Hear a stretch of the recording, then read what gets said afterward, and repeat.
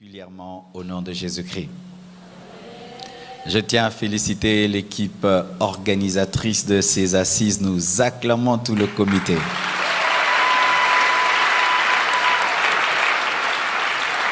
Les mamans ont mis la barre très haute. Vraiment, les papas, tout ça là qui est l'autre. Papa Bella de vraiment revanche l'année prochaine, à la même période. Non, acclamons pour ce plateau, pour cette idée,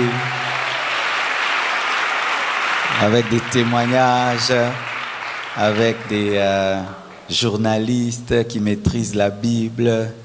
Vraiment, ça a été formidable et vous avez apporté un plus qui va continuer et nous irons de gloire en gloire.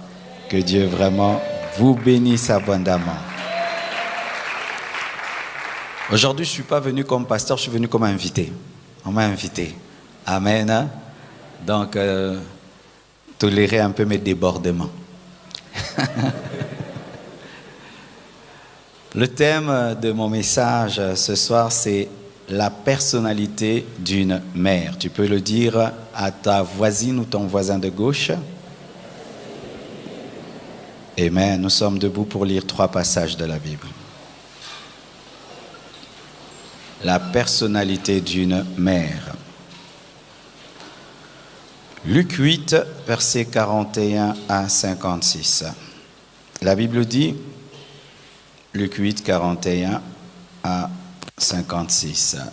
Et voici, il vint un homme nommé Jairus, qui était chef de la synagogue. Il se jeta à ses pieds et le supplia d'entrer dans sa maison, parce qu'il avait une fille unique d'environ 12 ans qui se mourait pendant que Jésus y allait. Il était pressé par la foule. Or, il y avait une femme atteinte d'une perte de sang depuis 12 ans et qui avait dépensé tout son bien pour les médecins, sans qu'aucun n'ait pu la guérir. Elle s'approcha par derrière et toucha le bord du vêtement de Jésus. Au même instant, la perte de sang s'arrêta. Et Jésus dit, « Qui m'a touché ?» Comme tous s'en défendaient. Pierre et ceux qui étaient avec lui dirent, « Maître, la foule t'entoure et te presse, et tu dis, « Qui m'a touché ?» Mais Jésus répondit, « Quelqu'un m'a touché, car j'ai connu qu'une force était sortie de moi. » La femme, se voyant découverte, vint toute tremblante, se jeter à ses pieds et déclara devant tout le peuple pourquoi elle l'avait touché et comment elle avait été guérie. Mais mon sujet, c'est plus sur Jairus, donc je saute un peu. Comme il parlait encore, survint de chez le chef de la synagogue quelqu'un disant « Ta fille est morte, n'importune pas le maître. » Mais Jésus, ayant entendu cela, dit au chef de la synagogue, « Ne crains pas, crois seulement et elle sera sauvée. » Lorsqu'il fut arrivé à la maison, il ne permit à personne d'entrer avec lui, si ce n'est à Pierre, à Jean et à Jacques, et au père et à la mère de l'enfant. Tous pleuraient et se lamentaient sur elle. Alors Jésus dit, « Ne pleurez pas, elle n'est pas morte, mais elle dort. » Et il se moquait de lui, sachant qu'elle était morte. Mais il la saisit par la main et dit d'une voix forte, « Enfant, lève-toi. » Et son esprit revint en elle. Et à l'instant, elle se leva. Et Jésus ordonna qu'on lui donnât à manger. Les parents de la jeune fille furent dans l'étonnement. Et il leur recommanda de ne dire à personne ce qui était arrivé. Marc 9, verset 17 à 27. Marc 9, 17 à 27. Et un homme de la foule lui répondit, « Maître, j'ai amené auprès de toi mon fils qui est possédé d'un esprit muet. En quelque lieu qu'il le saisisse, il le jette par terre. L'enfant écume, grince des dents et devient tout raide. J'ai prié tes disciples de chasser l'esprit et ils n'ont pas pu. » Race incrédule, leur dit Jésus, « Jusqu'à quand serai-je avec vous? Jusqu'à quand vous supporterai-je? Amenez-le-moi. » On le lui amena et aussitôt que l'enfant vit Jésus, L'esprit l'agita avec violence, il tomba par terre et se roulait en écumant. Jésus demanda au Père, « Combien y a-t-il de temps que cela lui arrive? Depuis son enfance, répondit-il. Et souvent l'Esprit l'a jeté dans le feu et dans l'eau pour le faire périr. Mais si tu peux quelque chose, viens à notre secours, aie compassion de nous. » Jésus lui dit, « Si tu peux, tout est possible à celui qui croit. » Aussitôt le père de l'enfant s'écria, « Je crois, viens au secours de mon incrédulité. » Jésus, voyant courir la foule, menaça l'esprit impur et lui dit, « Esprit muet et sourd, je te l'ordonne, sors de cet homme et n'y rentre plus. » Et il sortit en poussant des cris et en l'agitant avec une grande violence. L'enfant devint comme mort, de sorte que plusieurs disaient qu'il était mort. Mais Jésus, l'ayant pris par la main, le fit lever et il se tint debout. Je vous donne beaucoup de versets parce qu'après je ne vais plus lire. Je finis. OK? Marc 7, 24 à 28, notre dernier passage. Marc 7, et c'est là d'ailleurs que je vais prêcher. Marc 7, 24 à 30. Jésus, étant parti de là, s'en alla dans le territoire de Tyr et de Sidon. Il entra dans une maison, désirant que personne ne le sût. Mais il ne put rester caché, car une femme, dites car une femme, dont la fille était possédée d'un esprit impur, entendit parler de lui et vint se jeter à ses pieds. Cette femme était grecque, syrophénicienne d'origine. Elle le pria de chasser le démon hors de sa fille. Jésus lui dit, « Laisse d'abord les enfants se rassasier, car il n'est pas bien de prendre le pain des enfants et de le jeter aux petits chiens. » « Oui, Seigneur, lui répondit-elle, mais les petits chiens, sous la table, mangent les miettes des enfants. » Alors il lui dit, « À cause de cette parole, va, le démon est sorti de ta fille. » Et quand elle rentra dans sa maison, elle trouva l'enfant couché sur le lit, le démon étant parti. Acclamons le Seigneur. Asseyez-vous s'il vous plaît. La personnalité d'une femme, la personnalité d'une mère. Je voulais même dire la personnalité d'une bonne mère, mais je vais seulement intituler la personnalité d'une mère.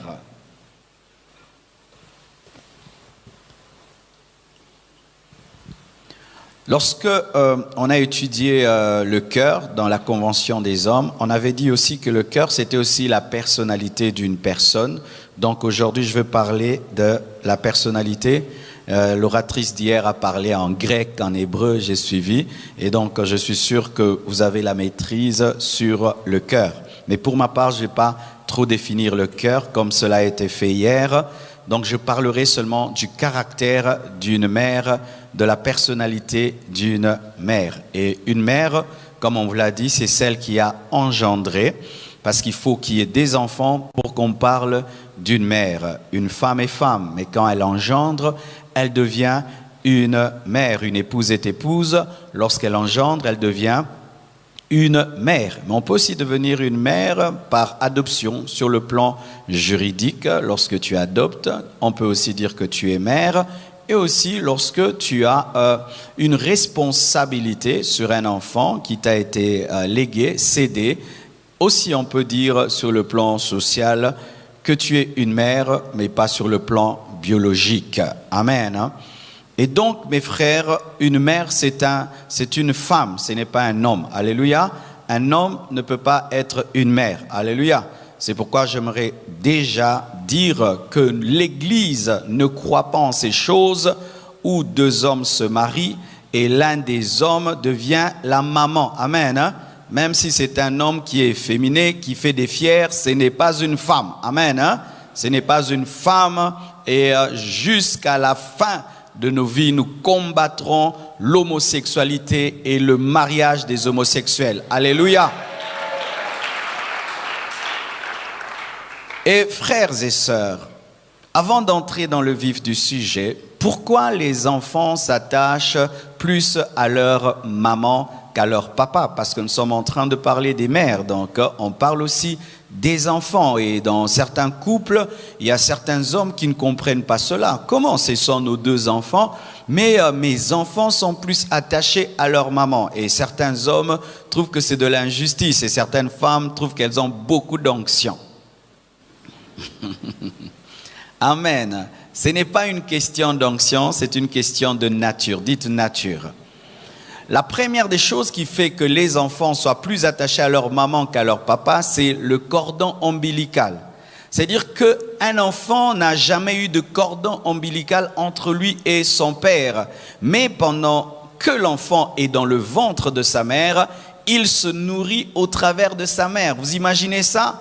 C'est-à-dire qu'il y a un temps, comme parce que nous tous sommes sortis d'une mère, tu ne mangeais pas avec ta bouche, tu mangeais au travers de la bouche de ta maman. Amen. Hein? Et donc c'est un lien trop fort, le cordon ombilical qui est coupé quand l'enfant sort. De sorte que certaines mères, après même avoir accouché, quand l'enfant pleure, même si elles sont loin, elles savent que l'enfant pleure, sans parole de connaissance, la puissance de la nature.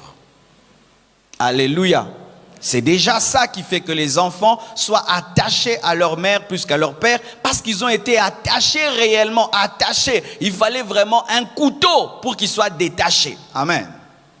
Deuxième chose, le fait de faire 9 mois, certains 10 mois, dans le ventre d'une personne. Vous savez que les enfants, lorsqu'ils sont dans le sein maternel, connaissent le battement du cœur de leur maman. De sorte que lorsque l'enfant naît et qu'il a peur, il suffit seulement que la mère dépose l'enfant sur sa poitrine et il reconnaît le battement cardiaque de maman. Il sait que c'est maman, sans être prophète. La puissance encore de la nature. Et la puissance de Dieu, parce que c'est Dieu qui a créé cette nature. 9 mois dans le ventre d'une personne, les enfants connaissent la voix même de leur maman, parce que les mamans parlent à leurs enfants, chantent, prient. Il y a des enfants qui ont entendu maman parler en d'autres langues, et lorsqu'ils naissent, quand ils entendent le parler en langue, ils ont la joie parce que c'est la langue qu'ils entendaient dans le ventre. Alléluia. Le cordon ombilical, 9 mois d'intimité avec maman, c'est puissant. Encore lorsque les enfants naissent, lorsqu'ils sont très petits, nous les papas, nous sommes dépassés, débordés. Tu ne sais pas ce que tu vas faire de ce bébé-là. Amen. Hein? Il pleure. Mais pendant que nous, on ne comprend rien. Et s'il a chaud, s'il a froid, les mamans comprennent qu'il a chaud, qu'il a faim, qu'il a froid. Déjà, ça fait que pendant qu'il a 1 mois, 2 mois, 3 mois, encore attaché à maman, encore l'allaitement, alléluia, l'allaitement fait encore que les enfants s'attachent à leur maman. Nous, les papas, nous venons quand ils commencent quand même à courir un peu, jouer un peu, et déjà, les mamans, vous avez déjà de l'avance, et nous sommes dépassés. Donc, dans ce combat-là, papa n'entrez pas là-bas. Alléluia, ne te bats pas contre ça.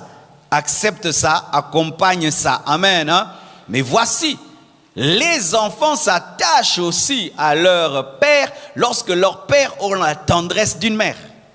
C'est pourquoi je vous ai parlé de Jairus et je vous ai parlé de la femme syrophénicienne, parce que si vous lisez ces 3 histoires, c'est 2 hommes qui se comportent comme une femme et une femme qui se comporte comme 2 hommes.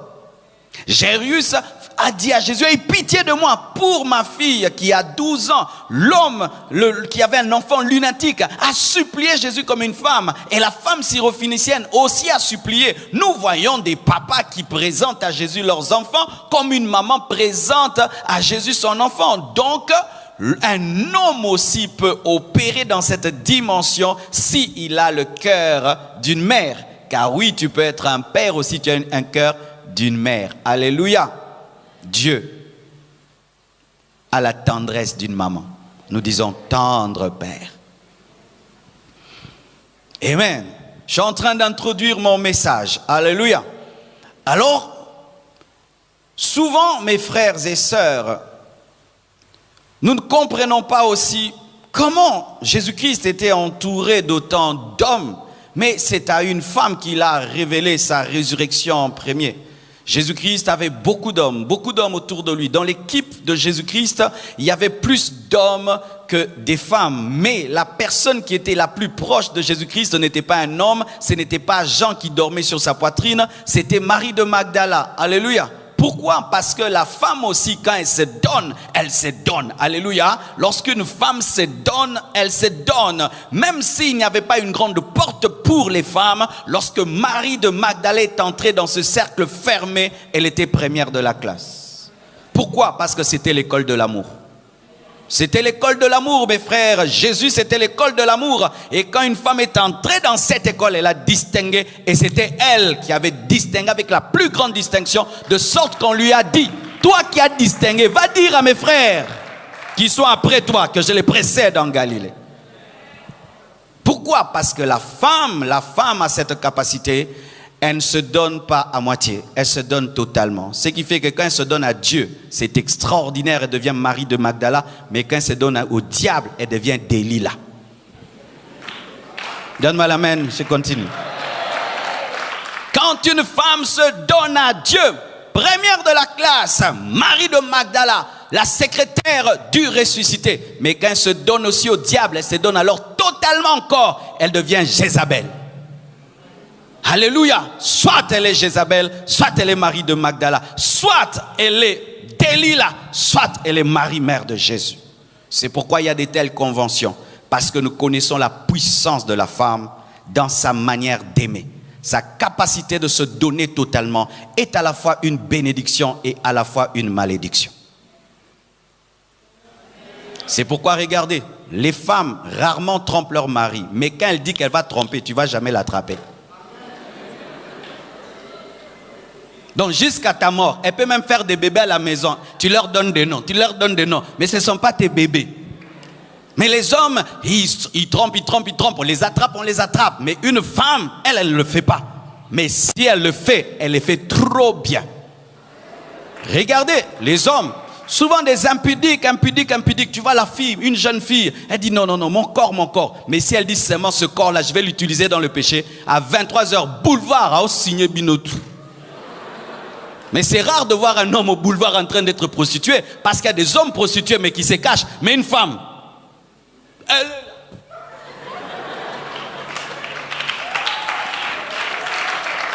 Les problèmes des femmes, elles sont toujours dans les extrêmes. Soit elles se donnent, soit elles ne se donnent pas. Et si elles se donnent au diable totalement, elles se donnent à Dieu totalement. C'est pourquoi que votre force soit canalisée dans l'évangile, dans la parole, dans la prière, dans la sainteté, dans la pureté. Même les païens ont dit que la sorcellerie de la femme est terrible plus que la sorcellerie d'un homme. Pourquoi? Parce qu'elle est faite pour donner la vie. Maintenant, si elle se décide de tuer, elle va ravager. Regardez même en ce temps de la fin. Qui sont les premiers instruments que le diable cherche? Les femmes pour vendre le lait. Les femmes pour vendre les montres. Les femmes pour vendre les voitures. Les femmes nues, partout. Parce que le diable connaît le potentiel de la femme et Dieu connaît le potentiel de la femme. Si tu détruis une fille, tu as détruit une mère. Et si tu bâtis une fille, tu as bâti une mère. C'est pourquoi vous êtes les bienvenus, vous les célibataires, parce qu'en vous, il y a des femmes et il y a des mères. Et nous voulons prendre soin de la mère qui est en toi avant que le diable ne la détruise. Alléluia. Car sachez, mes chères sœurs, parce qu'il y a plus de célibataires en ce lieu que des femmes mariées et qui ont des enfants. Et tu peux te dire, qu'est-ce que je suis en train de faire dans cette convention? Non, nous voulons bâtir la mère qui est cachée en toi.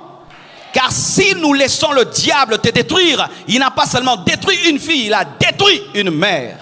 Et tu vas apporter ta destruction à ton mari, ta destruction à tes enfants, et tu vas détruire le monde, tu vas détruire l'église. Je prie que déjà maintenant, toutes ces valeurs qui sont enseignées soient maîtrisées, que ce soit par les femmes mariées, par les femmes mères et par les femmes célibataires, parce que ton futur est en toi. Alléluia. Lorsqu'une fille a 11 ans, elle a déjà une poitrine, mais sa poitrine est cachée en elle. Comme en toi, il y a déjà des bébés en toi, il y a déjà le lait maternel en toi, il y a déjà la mère en toi. C'est pourquoi je te prends au sérieux. Même si tu es venu en kanga daddy et tu es venu en body, je te prends au sérieux parce que je sais ce que Dieu peut faire en toi, mais je sais aussi ce que le diable peut faire au travers de toi. Que Dieu te garde, ma sœur, que Dieu te protège. Donne-moi l'amen. Et j'encourage toutes les sœurs qui sont vierges, demeurez vierges, demeurez vierges. Oui, il faut qu'on prêche ça à l'église. Demeurez dans votre virginité, gardez votre virginité. Tu es en train de prendre soin d'une mère, tu es en train de prendre soin d'une épouse. Garde ta virginité. Être vierge, ce n'est pas être bête. C'est ça la sagesse, c'est ça l'intelligence, c'est ça la sagesse, c'est ça l'intelligence. Même si tout le monde dit que tu es Yuma, tu n'es pas Yuma. Garde ton corps, maman. Garde ton corps, tu es une mère, même si on t'appelle fillette. Alléluia. Mes frères et sœurs, ainsi, j'aimerais vous partager quelques caractéristiques de la personnalité d'une mère. Une mère, tout d'abord, c'est une confidente. Et une confidente, c'est celle qui garde les secrets. Maman, lorsque ton enfant te révèle des choses, garde-les. Amen. Garde-les. Beaucoup de mères ont détruit la vie de leurs enfants parce qu'elles n'ont pas su garder les secrets. Et très tôt, tu dois démontrer cela. Des fois, je vois ma petite fille qui a des secrets qu'elle dit à sa maman. Des petites choses de rien du tout. Mais elle aimerait que ce soit un secret. Car si déjà tu déçois ta petite fille de 5 ans, elle sait que maman révèle toujours le secret. Le jour qu'elle aura des grandes choses, lorsqu'elle aura 20 ans, 25 ans, elle te le dira jamais. Est-ce que tu gardes les secrets de tes filles? Est-ce que tu gardes le secret de tes garçons? Beaucoup de mères, par un manque de maîtrise de leur langue, détruisent le futur et le présent de leurs enfants.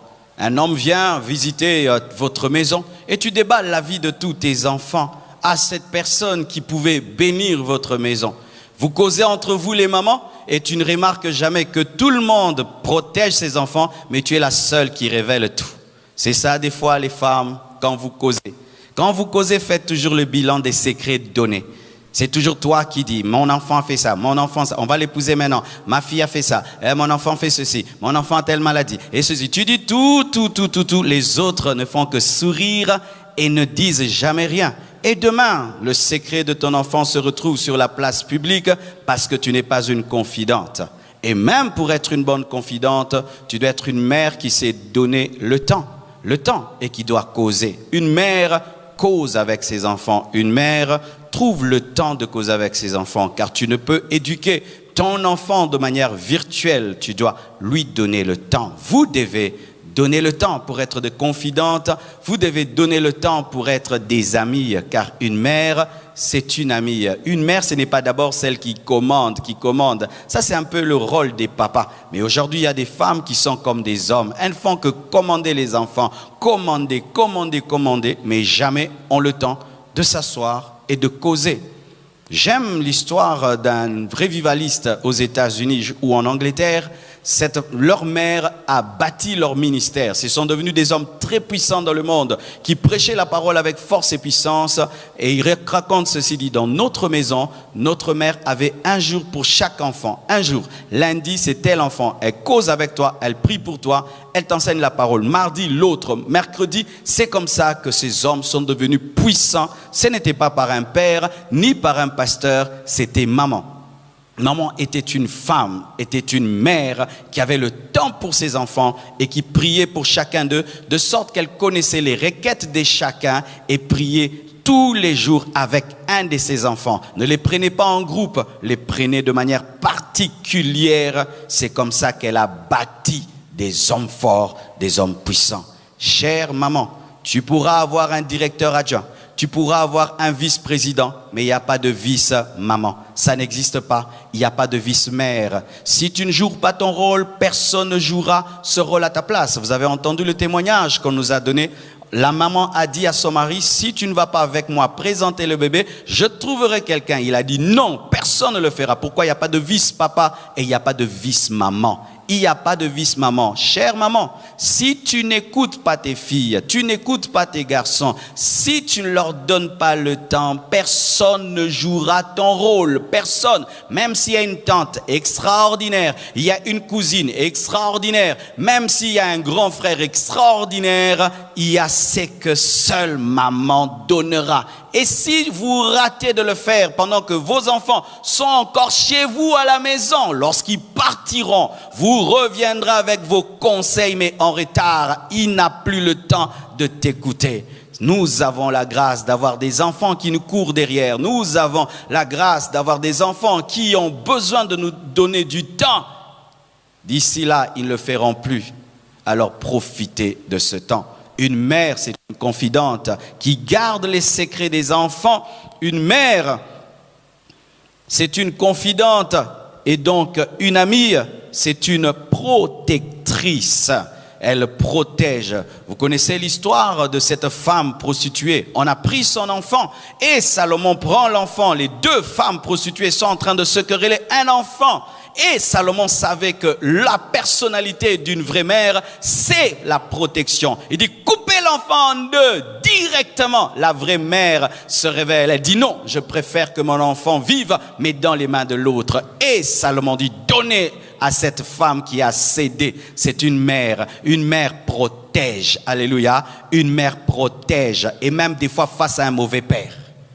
Ah oui, je connais certaines femmes tellement qu'elles veulent prendre soin de son foyer, elle est prête à détruire la vie des enfants. Non, si ton mari est un mari bizarre qui détruit la vie des enfants, tu dois protéger les enfants, pas exposer tes enfants à ton mari pour qu'il les détruise. Ton enfant commet une gaffe, tu sais que c'est une gaffe qui doit être punie, mais mettons pendant une semaine. Mais tu sais que ton mari, s'il apprend cette gaffe, il peut même tuer l'enfant. Et toi, tu vas dire, chérie, l'enfant fait non, non, non, non, non, non. La soumission n'est pas la destruction. Alléluia. Ton mari est en train de tabasser les enfants, la maman est là, la soumission, non, non, s'il tabasse les enfants, pour les tuer, les casser, le sang va couler, il faut te mettre entre toi et les enfants et le mari.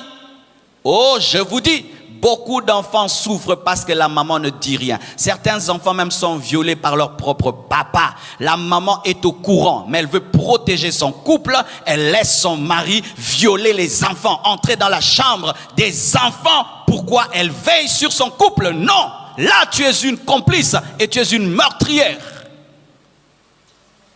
Alléluia. Une mère protège ses enfants. Un homme veut épouser ta fille. Il a l'argent, mais tu sens que cet enfant sera détruit. Tu dis, tu mets de côté l'argent et tu dis, ma fille, reste encore à la maison. Tu vas détruire ta vie. Une mère protège. Une mère est une muraille. Une mère, quand on veut prendre une mauvaise décision, on sait que lorsqu'on va vers elle, elle va nous stopper, mais elle ne va pas nous encourager dans les bêtises. Une mère protège. Esther avait ce cœur de mère.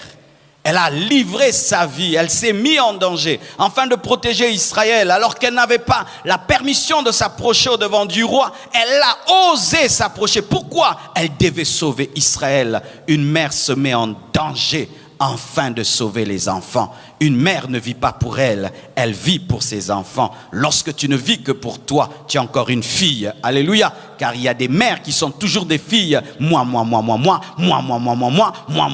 ma vie. Dès lors que tu as donné naissance, c'est d'abord celui que tu as engendré. Ensuite, c'est toi. Dieu qui a créé l'homme a donné son fils parce qu'il était responsable de l'homme.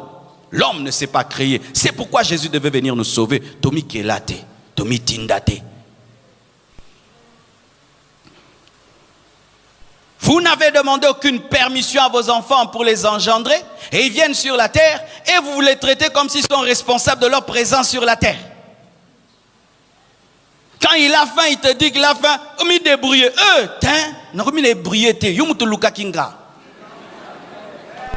Alléluia. Ah oui, mais c'est vrai, non?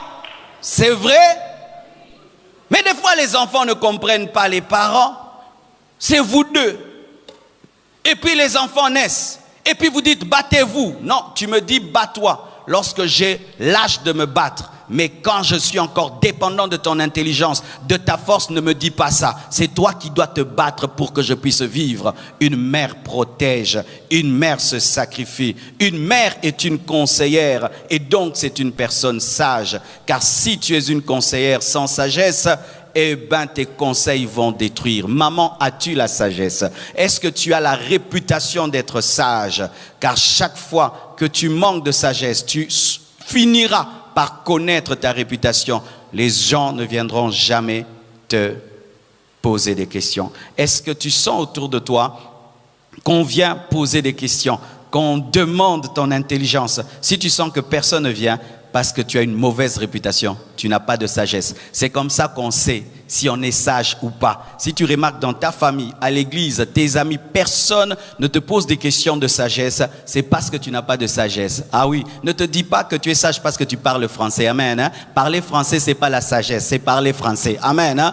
Mais quand tu vois que les gens viennent toujours, maman, dis-moi, tes enfants, tes amis te posent des questions, c'est parce que tu as la sagesse. Mais quand tu sens qu'il n'y a aucune question, toi, on vient seulement pour blaguer avec toi, c'est que toi, tu es mangobo. Amen, hein? Mais tu n'as pas la sagesse. Amen, hein?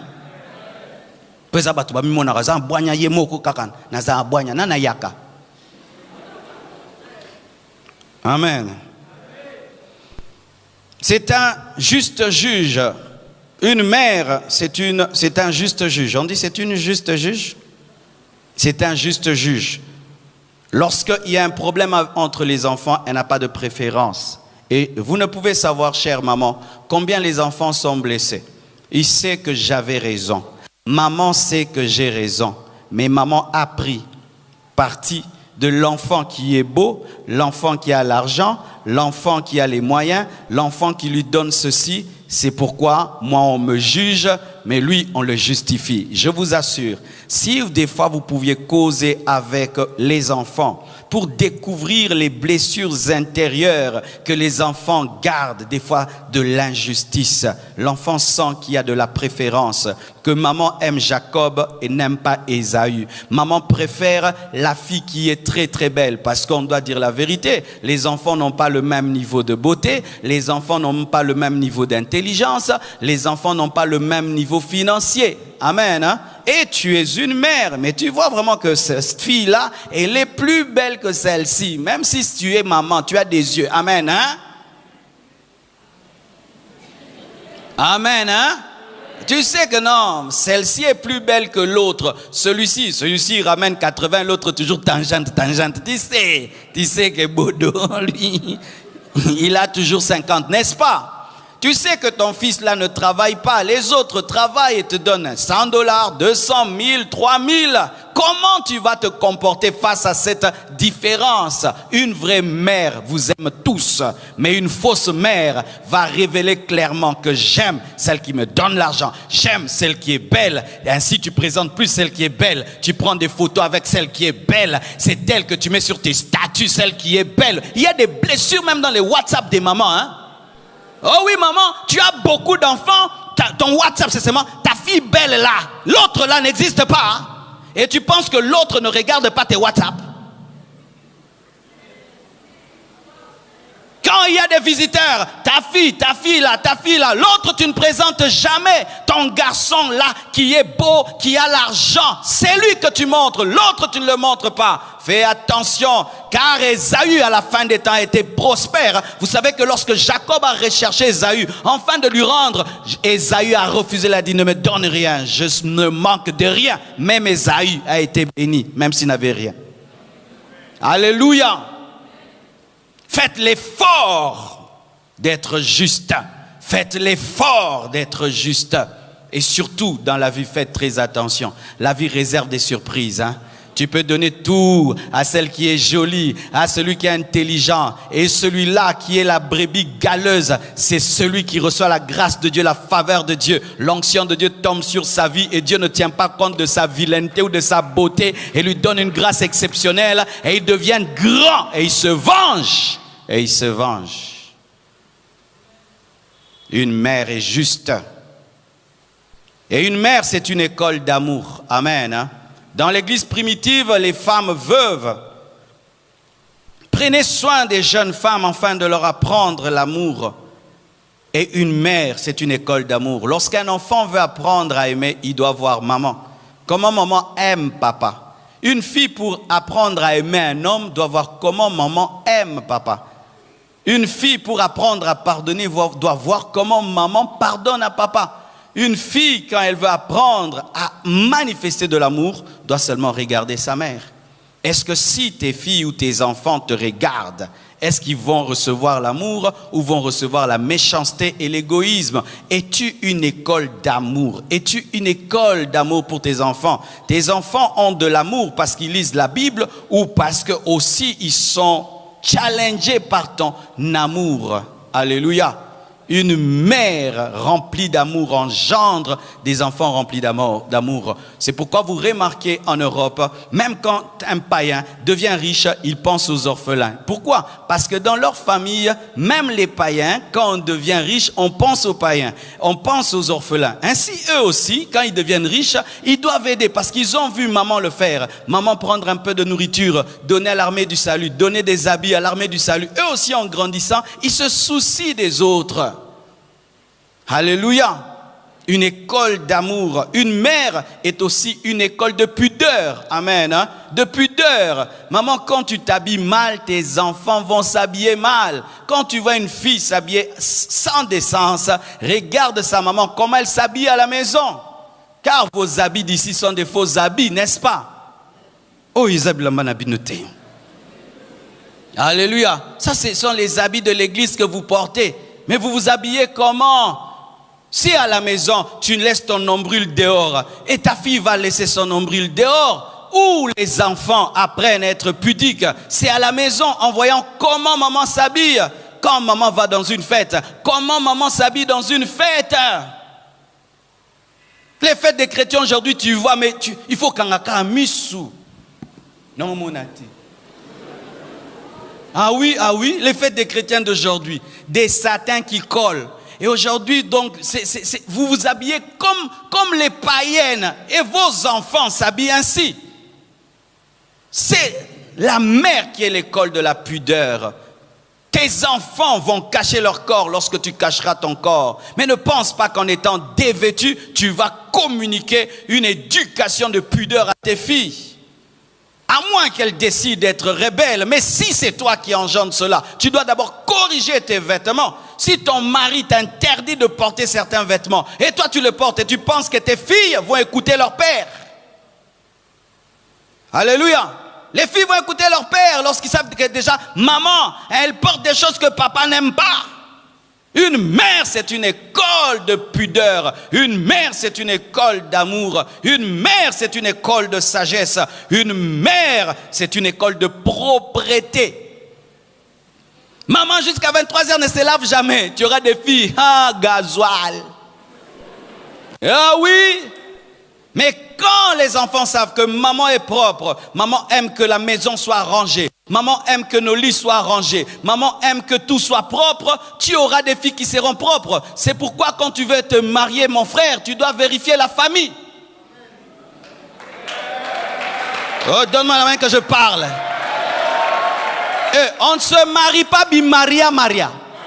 Non, on regarde la famille aussi. Oh oui, lorsqu'Abraham voulait chercher une femme pour Isaac, il a envoyé Éléazar ou dans la famille de Laban. Pourquoi? Il connaissait l'éducation.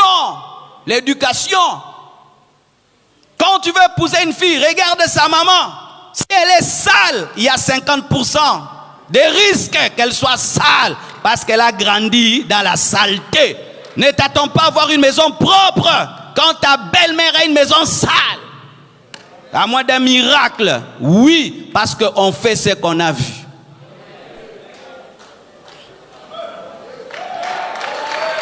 Oui. Quand j'allais visiter Maman Blanche chez elle, j'avais remarqué quelque chose que j'aimais chez ma belle-mère. Elle changeait toujours la position des chaises. Tu la visites tel jour, les chaises regardent là-bas. L'autre jour, ça change. Ah, il y a l'esprit d'innovation dans cette maison. Donc cette fille, elle a grandi dans un endroit où on change les choses. Quand le ciel est venu dans ma vie, elle a changé des choses. Pourquoi? Ce n'est pas le Saint-Esprit. Elle voyait ça. Maintenant, si maintenant tu vas dans une maison, 10 ans, les chaises toujours... Toi aussi, tu auras tes chaises cassées là. Pourquoi? On va changer au point. On va changer au point. Bi changer mon balieu. Oui, je vous dis la vérité. Une belle-mère qui prépare toujours le riz de la même manière, toi aussi tu mangeras ces riz-là toute ta vie. Mais une famille où il y a un dessert, il y a l'entrée, toi aussi tu auras des entrées, des dîners, des desserts. Et ils disent, ah bon, il y a un vivre, hein? Alléluia. Alors si tu épouses quelqu'un d'une telle famille, mais toi tu veux des changements, alors montre-la des vidéos, hein, comment on sert les tables. Hein. Tu dois maintenant faire l'accompagnement. Mais si tu penses que d'elle-même elle va faire ça, non, elle n'a pas vu ça. Elle n'a pas vu ça qu'un lit, on peut le faire des choses. Ya tchara. Coussin, tchou.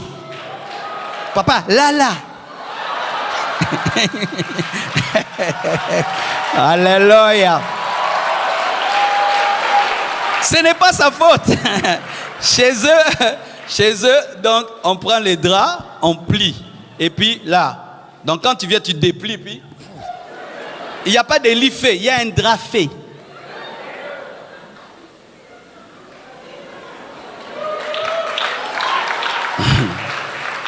Ah oui, on regarde aussi la famille.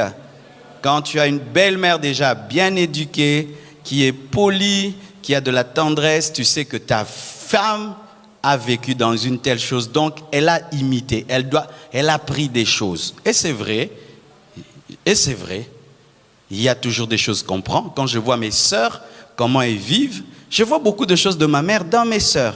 Quand je vois les maris de mes sœurs, comment ils sont posés, je vois que vraiment mes sœurs ont pris beaucoup de choses de ma mère. J'ai vu. Mais tu vas dans ta belle famille, tu trouves la belle-mère sur la chaise, elle vibre,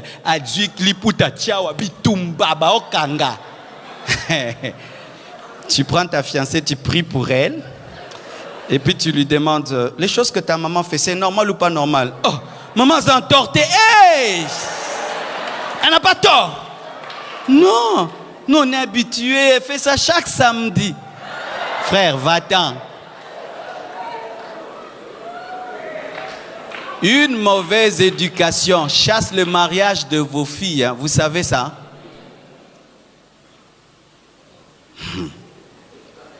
C'est pourquoi, ma sœur, si tu as de tels parents, mais toi tu es devenue tellement différente par la parole, les Écritures, ne te précipite pas à amener vite quelqu'un chez vous à la maison. Prends le temps de leur expliquer que ce jour-là, ils sont en mode pause.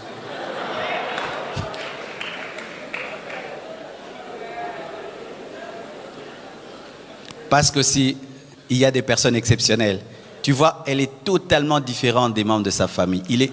Ça existe aussi, mais c'est rare. Mais tu ne peux pas te précipiter à amener quelqu'un de normal dans un endroit normal sans préparation. Oui. C'est une convention, il faut qu'on vous dise des choses. Amen. C'est une école de propreté, mais aussi de beauté. Une maman doit aussi apprendre à ses enfants et à ses filles le beau, amen, hein?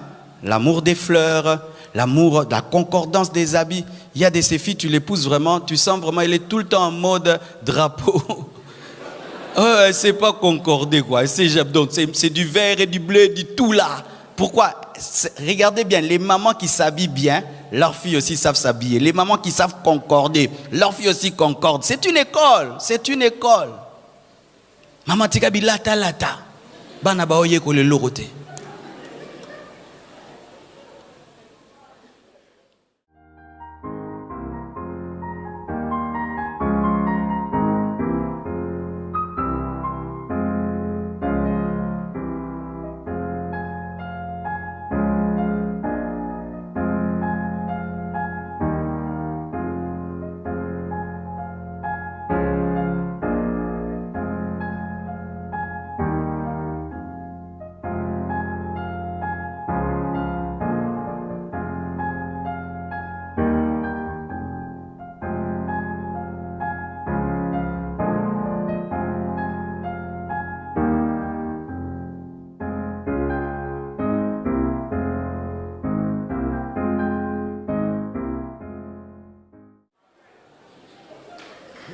Ah oui, c'est une école de beauté, une école de propreté, une école d'ordre. D'ordre, dites ordre. Lorsque tes filles te voient, même la nuit, la maison est propre. Et tu arranges même sous les tables et sous les lits, leurs maisons s'y seront propres. Mais quand ils remarquent que maman arrange la maison quand il y a des visiteurs, la maman arrange que là où on voit, mais pas là où on ne voit pas, tes filles seront comme toi, tes garçons seront comme toi. Parce que une mère est une école d'ordre, une école de propreté, une école de discipline, une école du beau, une école de l'esthétique. C'est ça une mère. Amen. C'est une école de pudeur, c'est une école de douceur et de tendresse. Amen. Maman, parle avec douceur, parle avec tendresse. Apprenez à le faire, car si vous ne le faites pas, vous êtes en train de communiquer le même volume de la voix à vos filles. Amen. À vos filles. Je vous ai raconté l'histoire une fois, je voulais épouser une fille, et puis elle m'a parlé, elle m'a dit « Yo !» J'ai fait vraiment... Nga. Yoko et Zambé. Alors j'ai vu comment elle me disait yo. Je suis parti, je ne l'ai jamais épousée. C'est à cause des yo. Mais ce n'était pas yo. J'ai vu derrière sa maman, j'ai vu ses sœurs, j'ai vu tous les yo qu'il y aura dans mes enfants, tous les yo.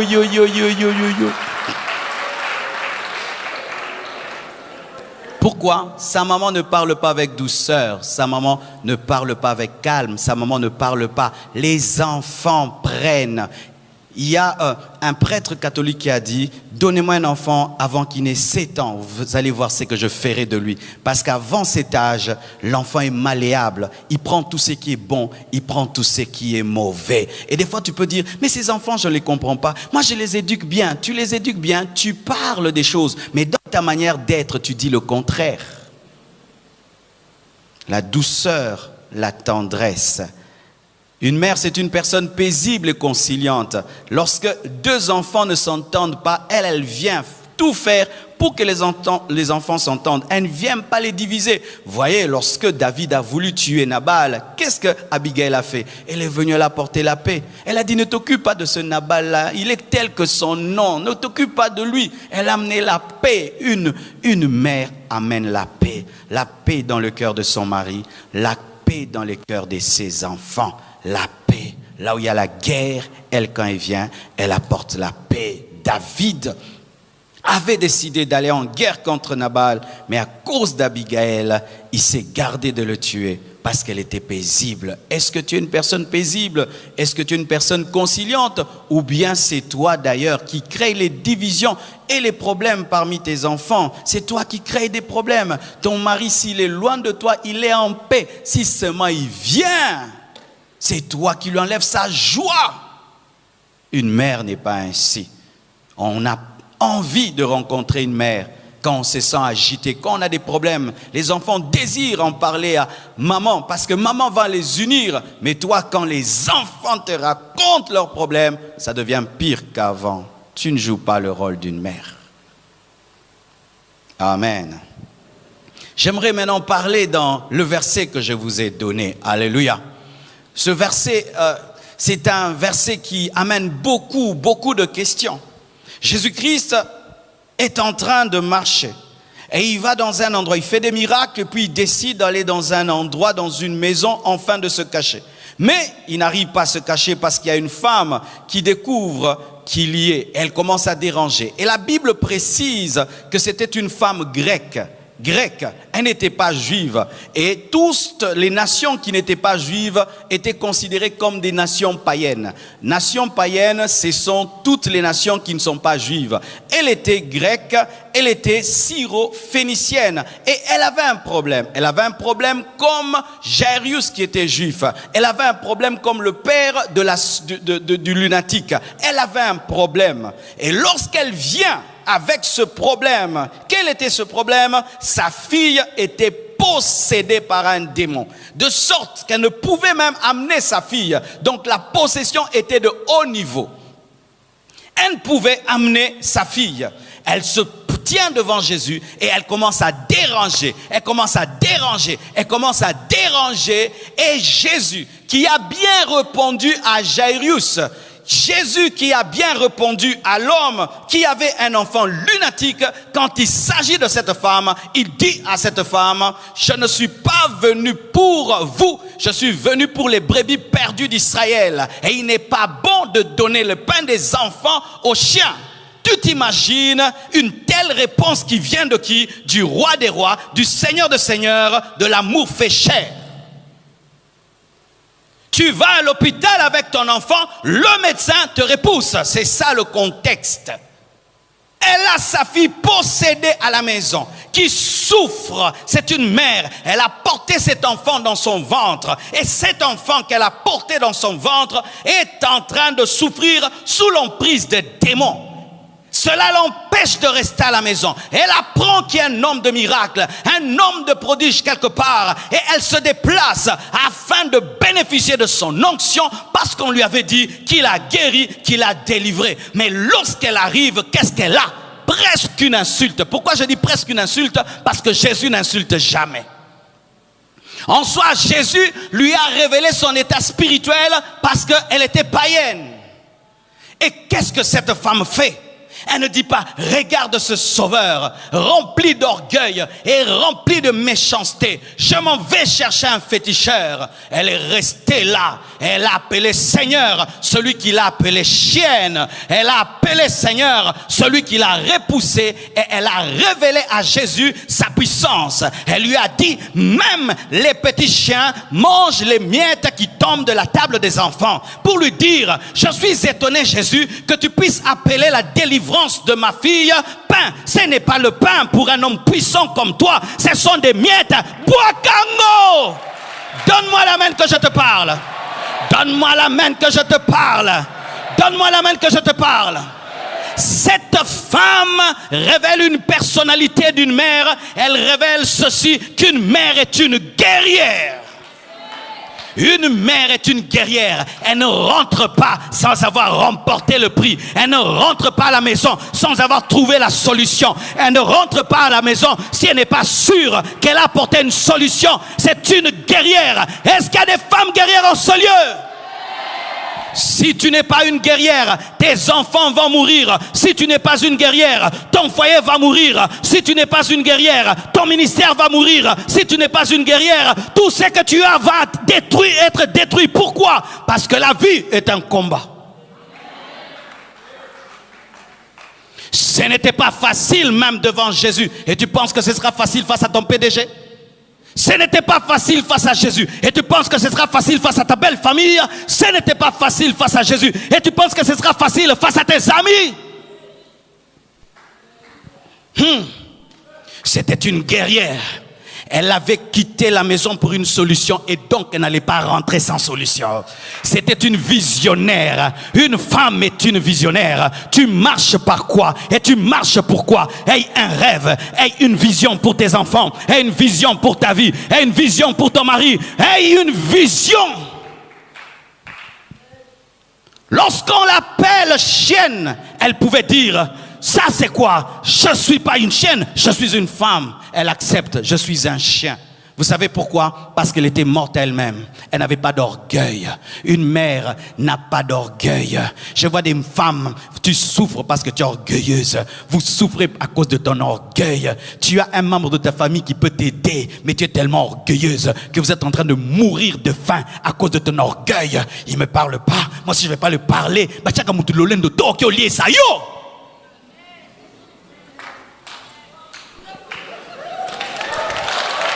donne-moi la main, je vais te parler. Des fois, les mamans, toi, tu vas faire l'orgueil devant Jésus. Maintenant, tu fais l'orgueil. Ça va te délivrer ta fille? Cette femme avait une intelligence. Ici, si je fais l'orgueil, ma fille va mourir. Que je me mêle.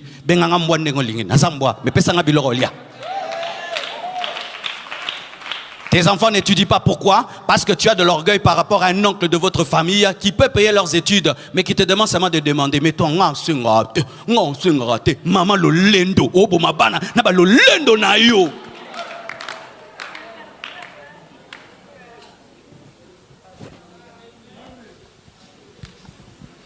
Ah non, mais s'il savait qu'on a des problèmes, il devait nous aider. Lui, il est Dieu.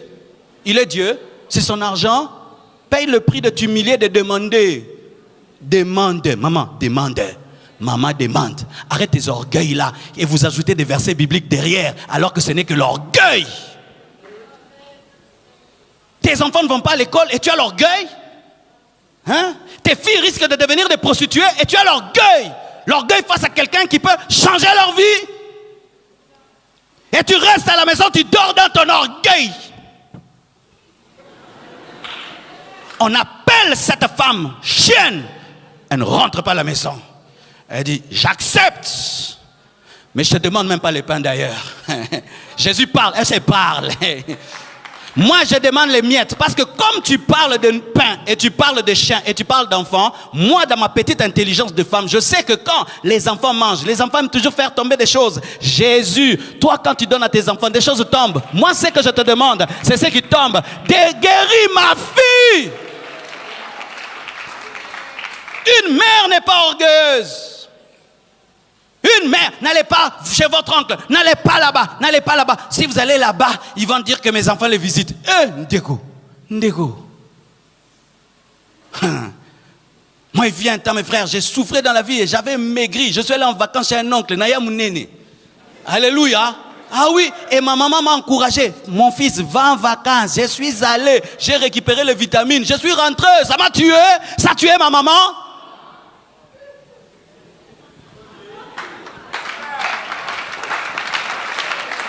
Donne-moi la main, je vais te parler. Chère maman, vous tuez vos enfants à cause de vos compétitions, des frères et sœurs, vos compétitions inutiles. Parce que vous amenez même vos guerres chez vos enfants qui n'ont rien à voir. Jésus insulte-moi, mais mon enfant, tu vas guérir. L'intelligence, la sagesse.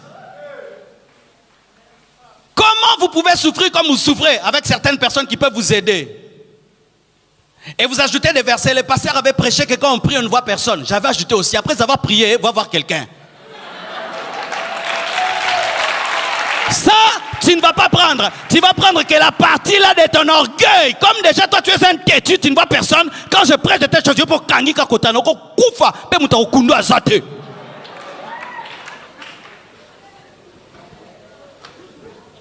Je sais les choses. Moi, je sais ce que je dis. Hein? Je sais ce que je dis. Parce que des fois, les mères, vous tuez vos enfants.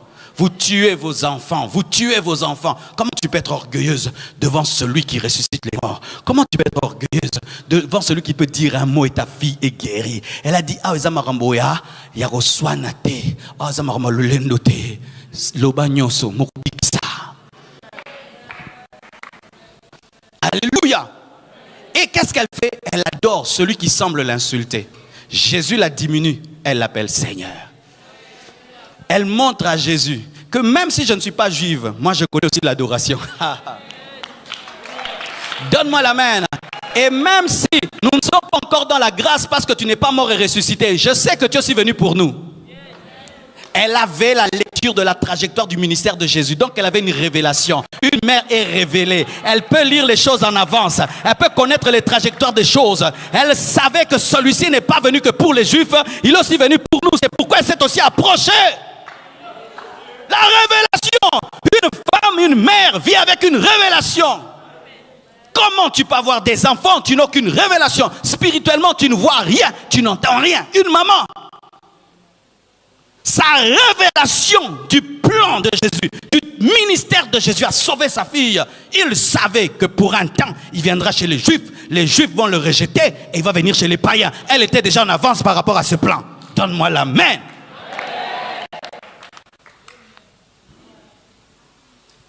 Et ce qu'elle savait aussi, c'était un test. Dieu, comment il veut te donner, mais Landa. Ah oui, Dieu. Des fois, il veut te donner, mais il veut voir si tu veux. Lorsque Bartimée criait, Jésus entendait ou pas? Même quand il a parlé doucement, Jésus entendait parce qu'il a entendu même la conversation de ceux qui étaient sous les figuiers. Ainsi donc, lorsque Bartimée a crié, a parlé, Jésus sauve-moi. Il entendait dire, je veux voir s'il va crier. Il continue, Jésus sauve-moi. Jésus, ah, je voulais le volume. Quand cette femme parlait de sa fille, Jésus avait déjà localisé la fille. Il était en train de tester. Une mère ne lâche pas dans l'épreuve. Elle ne lâche pas dans les tests. Elle tient bon. Elle tient bon. Elle tient bon. Elle n'abandonne pas facilement. Elle réussit les tests et les épreuves de la vie. Elle savait que c'était un test. Elle a tenu bon. Et écoutez, Jésus a dit, grande est ta foi. Elle quitte chien à grande est ta foi. Une mère, c'est une personne qui amène l'honneur même chez les enfants. Car aujourd'hui, je parle d'elle. Et ainsi, sa fille aussi entre dans l'histoire à cause des mamans. Une mère amène une fierté chez les enfants. De sorte que les enfants disent, c'est maman. C'est la maman dont Jésus a dit, grande est ta foi. C'est ma maman. La maman de prière, la maman d'onction, la maman de pureté. La maman qui a fait 50 ans dans les foyers, 60 ans dans les foyers. C'est ma maman, c'est ma maman. Une mère amène l'honneur chez les enfants. Et la Bible dit, quand seulement Jésus a parlé, la parole est allée à la maison. Chère maman, quand vous êtes ici, Dieu est dans vos maisons. Quand tu es ici, Dieu est dans ta maison.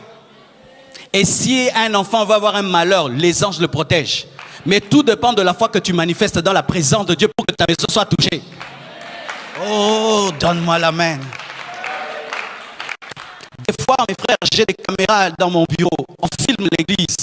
Je peux comprendre qu'un jeune garçon soit un peu distrait. Je peux comprendre qu'une jeune fille soit distraite. Des fois, je vois même des mamans qui viennent à l'église dans la distraction.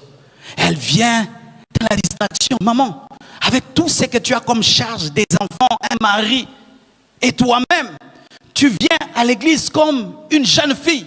Tu ne pries pas, tu ne chantes pas, tu ne danses pas, tu regardes les habits des gens. Une maman songi l'église. Hey, hey. Maman, tu as payé les transports. Maman, tu es venu ici pour parler des cheveux de la maman du maman pasteur. Maman place, nena salai suka bongo. Sero ya loba bongo. Mais maman te. Une maman qui vient à l'église pour parler des gens. Avec tous les problèmes que tu as dans ton foyer, tu as le temps de parler. Elle n'était pas distraite. Elle savait qu'elle avait un enfant possédé. Tu prends ton transport et tu viens à l'église pour ne pas prier, pour attendre la fin du culte pour que vous puissiez faire vos musiques de l'église. Une maman, tu as une musique à l'église. Une maman, vous avez des musiques ici. Hey, vous êtes dans la distraction. Vous êtes des distraites, maman. Tu as déjà vu une mère qui amène son enfant à l'hôpital et qui est dans la distraction? Vous avez déjà vu ça? Son enfant est à l'urgence. Elle rigole. Mais c'est ça que vous faites à l'église ici.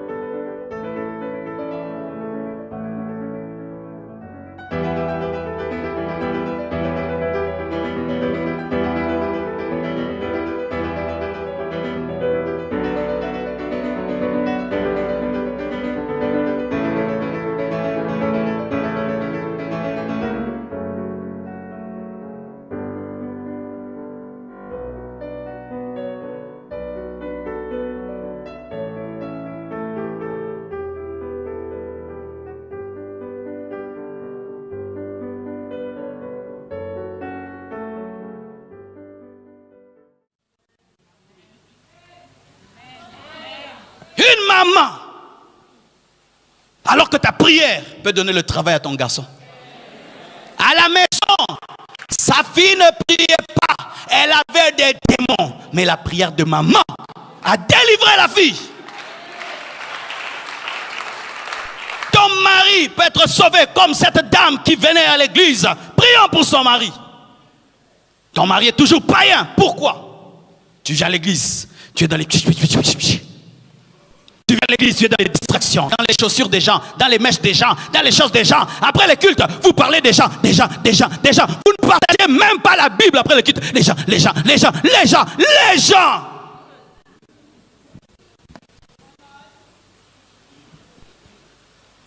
C'est pourquoi, même si vous vous tenez devant le puissant, la puissance ne se manifeste pas.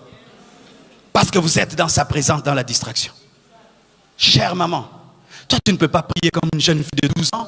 Toi, tu ne peux pas être dans la distraction comme une petite fille là qui ne cherche que les cabellos. Non! Pas toi. Tu es une grande fille de 30 ans qui n'est pas encore mariée. Tu es un garçon de 40 ans qui ne trouve pas le travail. Tu as un mari qui est chômeur. Ça, tu oublies. À l'église, vous oubliez de telles choses.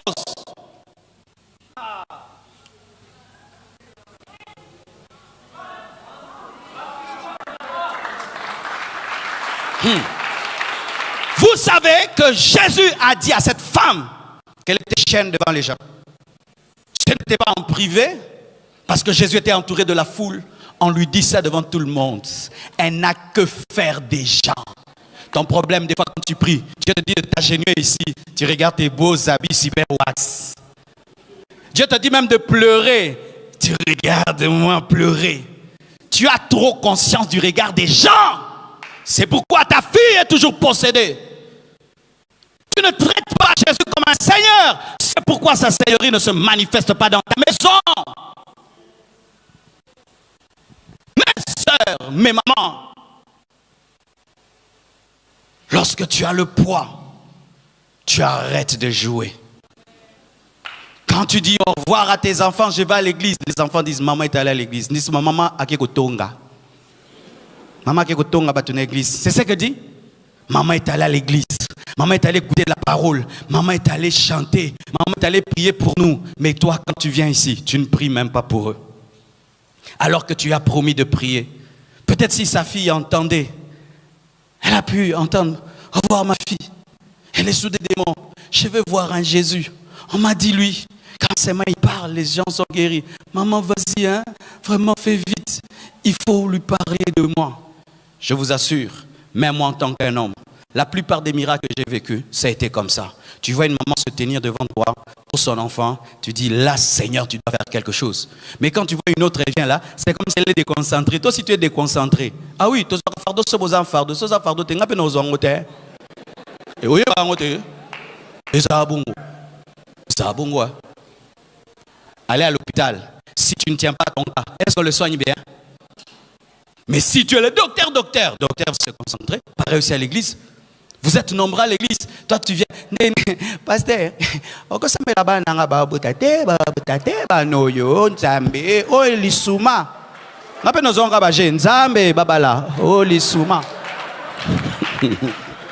mais si tu deviens pasteur, le Seigneur a dit, comment ça, pasteur? Même moi, directement, je suis touché. Pasteur, prie pour ça, pasteur. Disant, Seigneur, tu dois agir. Cette femme-là n'était pas venue jouer. Elle avait un enfant possédé. Quand on dit possédé, un démon était dans son enfant. Satan était dans son enfant. Et regardez, sa manière de s'approcher de Jésus ressemble à la manière dont Jairus s'est approché. En toute humilité, malgré qu'il était un grand homme. Il a eu pitié, aie pitié de moi. Ma fille est malade. Et pendant que Jésus va, la fille meurt.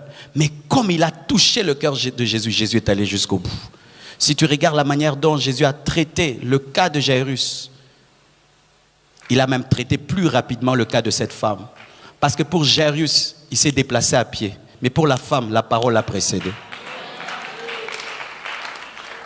Elle n'était pas encore dans la grâce. Mais comme elle avait la foi, elle est entrée dans la grâce. Et la parole est allée. Jésus a dit, je ne marche pas à pied. Retard. Elle arrive à l'instant où Jésus a dit, c'est fait. C'était fait. J'aimerais terminer en disant à une maman, si on avait dit à cette femme, aujourd'hui quand tu rentreras, tu ne trouveras plus un enfant malade. Elle a dit, vous mentez. Mais sa prière a engendré une journée extraordinaire. Une mère qui prie engendre des journées extraordinaires. Elle engendre un homme qui s'est réveillé sans travail et qui dort avec un boulot. Elle engendre une fille qui s'est réveillée célibataire, qui dort mariée. Elle engendre un enfant qui s'est réveillé malade, qui dort guéri. Elle engendre une maison qui s'est réveillée détruite et qui dort rétablie. Tu ne peux savoir ce que ta prière peut engendrer. Maman, priez, maman, priez. On a ouvert la salle H24. Je ne vous vois pas là-bas. Je ne vous vois pas là-bas. J'y trouve des jeunes garçons quand j'y vais. J'y trouve des jeunes filles qui prient pour leur maman. J'ai entendu une petite fille qui priait à côté de moi et priait pour maman. Maman, vous ne venez pas dans la salle H24, alors que c'est fait pour vous. De telles salles dans des églises deviennent les salles des mamans. Elles y sont tout le temps pour leurs enfants, pour leur mari, pour ceci. Vous n'y êtes pas. Vous n'y êtes pas. Vous n'y êtes pas. Vous n'y êtes pas. Vous êtes où?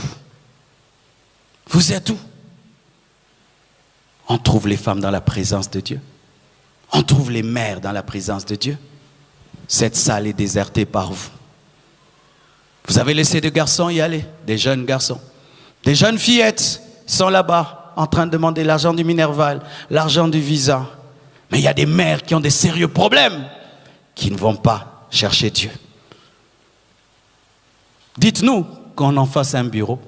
Dites-nous qu'on change ça en salle de fête. Dites-nous qu'on en fasse autre chose. Parce que si nous avons construit ça, c'est pour qu'on prie, ou qu'on y soit. Dites-nous qu'on en fasse un lieu où on met des prédications.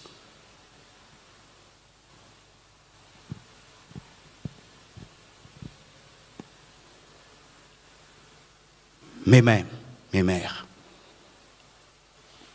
il y a des choses qui ne se résolvent que devant Jésus. Tu peux y mettre ta force, ton intelligence. L'enfant possédé, rien ne peut le délivrer si ce n'est la parole de Christ. Et chères sœurs célibataires, aujourd'hui les jeunes filles, on vous enseigne beaucoup de choses. Tu dois être belle, tu dois faire ceci pour ton mari et tout. Oui, ça fait quelque chose en partie. Mais il y a des choses, ce n'est que le spirituel. Parfume-toi comme tu veux, sois belle comme tu veux, fais tout comme tu veux. Si tu n'es pas une fille de prière, Satan te ravira ta maison, te ravira tes enfants, te ravira ton mari, surtout en ce temps de la fin. De plus en plus, quand je vois les sœurs venir ici à l'église, tu regardes comment elles sont habillées.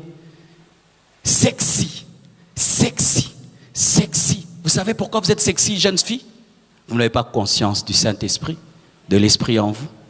Vous êtes trop consciente de votre corps, parce que c'est votre corps qui est votre seule force pour réussir dans le mariage, réussir dans la vie. On doit vous trouver belle, et vous n'avez pas conscience du Saint-Esprit. Alors que là, pour la délivrance de cet enfant, il fallait que cette femme soit spirituelle. Tu penses que ta forme va résoudre tous tes problèmes? Ton mari peut te tromper avec une femme qui a aussi une forme. Tu as forme, elle a forme. Tu as forme, elle a forme aussi. Tu vas faire quoi si tout en toi, c'est ta plastique, c'est ton extérieur? Tout vous mettez dans vos corps maintenant. Parce que je peux imaginer, comprendre qu'une femme païenne puisse s'habiller comme vous vous habillez. Mais quelqu'un qui prie, qui craint Dieu, et quand même, on va sonder, on dit, pourquoi ces filles s'habillent comme ça? Et dit, non, si tu n'es pas sexy, tu ne vas pas te marier. Vous voyez, vous pensez que la chair peut vous obtenir des choses, et qu'alors que là-bas, pour les garder, c'est l'esprit. Alors si ta dernière force, c'est ton corps, quand tu auras des problèmes spirituels dans ta maison, tu feras quoi?